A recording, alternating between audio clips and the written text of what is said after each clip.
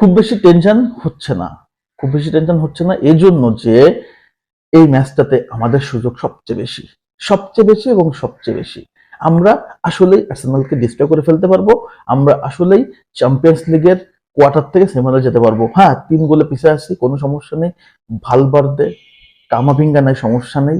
Jude Bellingham, তারপর Luka Modric, Vini, Rodrygo, Mbappe, এই প্লেয়ারদের সামনে আমার বিশ্বাস আর্সেনাল দাঁড়াতে পারবে না।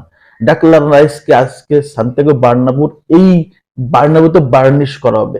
আজকে আর্সেনালকে বার্নিশ করা হবে। আজকে আর্সেনালকে বার্নিশ করবে এই সাদা শিবির।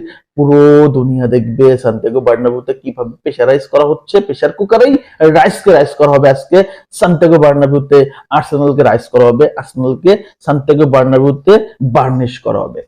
সকলেই দেখবে ভাই, সকলেই দেখবে। 3 গোল দিয়ে যে কিছু করা যায় না, যেটা দেখবে। হ্যাঁ, আমার রেজাল্ট, আমার প্রেডিকশনটা মিস্টেক হইতেই পারে, বাট এক্সপেকটেশন কথা বলে। রিয়াল মাদ্রিদ হারিয়ে যায় না, রিয়াল মাদ্রিদ প্রতিশোধ নেয়, এবং রিয়াল মাদ্রিদ কোন লেভেলে প্রতিশোধটা নেয় সেটা হাড়ে কলমে, হাতে কলমে, হাড়ে হাড়ে টের পাবে আর্সেনাল এবং মিকেল আর্তেতা এবং Declan Rice. Yes or no comments করে জানাই দেন। সবাই ধন্যবাদ, আল্লাহ হাফেজ।